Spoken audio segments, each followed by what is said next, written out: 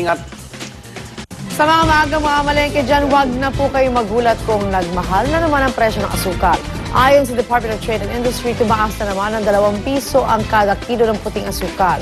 Kaya mula 46 pesos, 48 pesos na ito ngayon.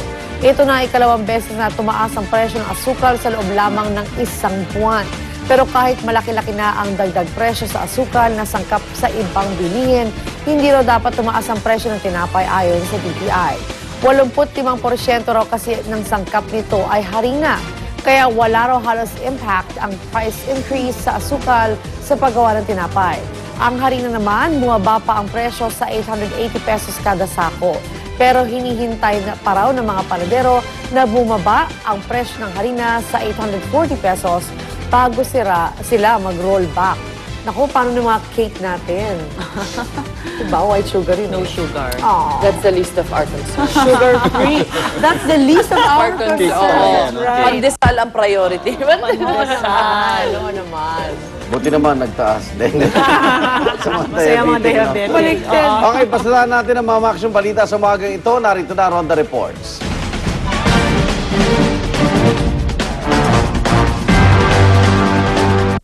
Isang hinina ng hold-upper na nanaksak pa ng kanyang nabiktima estudyante, bugbog sarado matapos kuyugin ng taong bayan sa Maynila. Yan ang Ronda Report ni Maria Bulaklak Ausente. Maria. Yes, Igan, duguan at halos hindi na makita ang mukha ni Ryan San Pedro nang datnan sa MPD Station 2. Bukod sa arestado ito ng pulisya, bugbog sarado din ito mula sa mga residenteng rumisponde sa kanyang di umano'y pang-hold up at pananaksak sa isang estudyanteng kinilalang si Jason Apora. Na-recover sa kanya ang pinatulis na screwdriver na ginamit umano sa pananaksak. Sinubukan ng GMA News na kunan nito ng panig pero mahirap maintindihan ang sinasabi nito dahil sa halos hindi na maibuka ang dugo ang bibig. Sa lagay ng nabugbog na suspect na ipamedical naman daw kaagad ito. Pero maaari i-confine din ito dahil sa mga sugat. Yan muna ang Ronda Report mula sa Maynila. Igan? Okay, hinang-hina siya, no? Maraming salamat. Maria Bulaklak Ausente, bugbog bayan. Oh, yes. Arestado naman ang 2 pulis Maynila matapos silang sampa ng reklamong human trafficking. Inakusahan ng 2 pulis na protektor umano ng ilang minor de edad na suspect sa pandurukot sa Maynila. Mismong ang 2 pulis pa raw ang nag-uutos sa magkapatid na minor de edad na at isa pa na kasama rin sa pagnanakaw. Kapalit daw nito ay porsyento sa mga makukulimbat nila. Sa bahagi ng ermita na aresto ang mga batang suspect at doon na nila sinabing may protector daw silang pulis. Agad naman isinuko ng hepe ng MPD Station 5 ang 2 nilang kasamahan nang malaman ng insidente. Positibo rin silang kinilala na magkapatid na suspect na magkaharap sa inquest.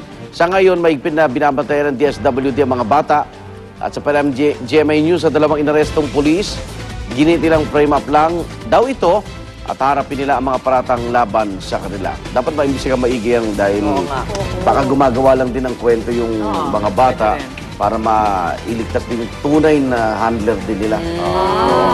Pero lately, nasasakot talaga yung Police Manila. Police. So, at particularly dyan sa Manila. Nagprotektahan pa rin nila yung mga bata. They have to. At samantala, balik na sa normal ang klase ngayong araw ng mga estudyante sa Apolonio Samson Elementary School sa Quezon City matapos itong madamay sa sunog noong Lunes. Kahapon abala na mga guro sa paglilinis at pagpapatuyo ng mga nabasang gamit. Ang ilang guro naman nang hina nang makitang halos natupok ang ilang kwarto sa sunog na umabot sa 5th alarm. Ito na raw ang ikatlong pagkakataon na nagkasunog sa hilera ng mga bahay doon pero ngayon lang daw nadamay ang paaralan. Kaya eto't kakamustahin na natin ang mga estudyante ng Apolonio Samson Elementary School matapos ang sunog noong Lunes. Nandun ngayon ang ating kapusong si Susan Enriquez. Ate Su, good morning.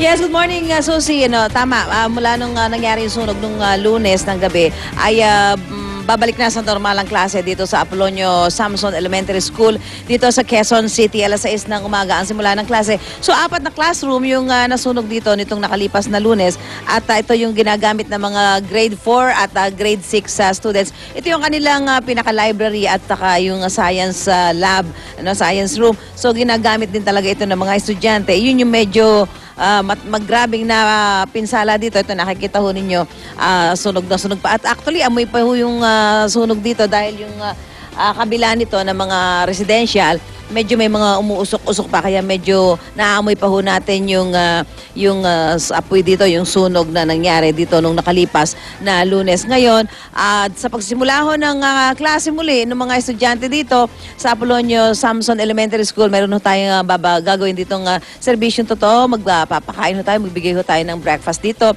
At dahil nga po nasunog ang mga libro na ginagamit dito ng mga estudyante, ay mamimigay din ho tayo dito ng mga libro. At syempre, kung nakita ninyo kanina, may mga nasunog na electric fan. Yan ho, magbibigay din ho tayo ng mga electric fan para magamit naman ng mga guro at mga estudyante doon sa kanilang mga lilipatang classroom. At may mga isinama din ho tayo ilang mga volunteers para tumulong kung alin pa ang pwedeng pakinabangan dito sa kanilang mga upuan o mga nasirang gamit dito po sa 4 na classrooms na nasunog nitong nakalipas na Lunes. Back to studio po tayo. Maraming salamat, Susan Enriquez.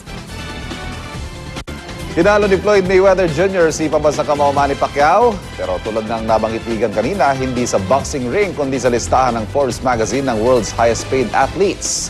Tumataginting na $85 million o halos 3.6 billion pesos lang naman po ang kinita ni Pretty Boy sa kanyang 2 huling laban lang. Umangalawa naman si Pacquiao na kumita ng $62 million o 2.6 billion pesos mula sa kanyang mga laban at gayon din ang endorsements. Ang golf champion naman na si Tiger Woods na siyang nanguna sa listahan simula pa noong 2001, bumaba sa 2nd ranggo. Kasama rin sa top 10 sina Miami Heat star LeBron James, Kobe Bryant at ang football star na si David Beckham. Go David, go Pacman. Hanggang pangilan ba yan? Talaga nauna si David eh. Hanggang pinakamahirap daw. Ang haba ng listahan na yan eh. Pero million pa rin. Meron. Ako nga, bumaba. Billion pa Bumaba ka dyan. rin. Bumaba ako eh. Yan ang masarap na trabaho eh. Pero no? maraming Hindi ka endorsements. nagtatrabaho. Well, kay Pacman, yung Playing the game you love. consequences, Yun lang. eventually. Pero iba na yung mundo ngayon. Dati talaga it's really just the game. Ngayon, madami ng other Yes. considerations. Endorsements, wow. Samantala, nababahala ngayon ng mga Chinese kung ligtas pa ba ang binibili nilang gatas. Ito'y matapos i-recall sa merkado ang isang brand ng formula milk na nagpositibo sa mercury. Ayon sa manufacturer, ang produktong kanilang binawi sa merkado ay yung gatas na ginawa sa pagitan ng November 2011 hanggang buwan ng Mayo ngayong taon. Ayon sa US Center for Disease Control, nakakasira sa utak at kidney ang mataas na level ng mercury. Hiling ngayon ng mga consumer na sana'y paigtingin pa ng gobyerno ng China ang kanilang pag-check sa kalidad ng mga binibentang gatas. Hindi ito ang unang beses na pinarecall sa China ang mga produktong gatas dahil sa nakalalasong kemikal. 2008 nang may namatay ng mga bata dahil sa gatas sa kontaminado naman ng melamine. Disyembre naman nang madiskubring may kemikal na aflatoxin, ang isa pang milk product na nakakasira naman sa atay ng tao. Ano kayang produkto yun? I'm just wondering. Yung kasi may melamine international pampalapot yun eh. brands eh. Oo, right. Diba? Is it a local brand that has that A level of Chinese, just mercury? like a Chinese Is it brand. a Chinese brand? Tsaka or- buti na-discover nila, meron bang outside na source na nag-test nun? Kasi baka kung sila-sila lang, di ba, hindi na malalaman ng publiko. Or if kung sila-sila lang, may nakita sila, good of them na inamin naman nila. Mga anak Kasi naman nila bagsak iinom yung nun eh, di ba? business. Bakit nila Kaya hahaluan? Breast milk, diba? Mas Tsaka- ligtas, mas malinis. Bakit may mercury sa milk production company? Anong klaseng Hindi ko alam baka kung- kaya ang pinanggalingan? Bakit yung Oo nga, unless yung mismong Yung processing. proseso. Okay, sa ibang balita, pero baka China pa rin ito. Ito, Yun na. oo nga. Yun na. Hindi, sa atin na to, sa Oo, teritoryo sa atin. natin. Pero kalaban pa rin natin. Oo. Ang sitwasyon ng mga barko ng Pilipinas at China sa tensyonadong panatag o Scarborough Shoal. Sa kuha noong May 26, makikita ang umano'y habulan at girian ng barko ng BFAR at mga barko ng China. BFAR, Bureau of Fisheries, ano? Hindi Yes. panlaban, ha? Yes. Yan ang pataas ng beses at tangkaing harangin ng barko ng Chinese Marine Research ang mas maliit na barko ng BFAR habang ito'y papalapit sa Panatag Shoal. Makikita rin sa video ang nakaharang na 2 vessels sa bukana ng shoal na agad naman pinadaanan ang barko ng Pilipinas.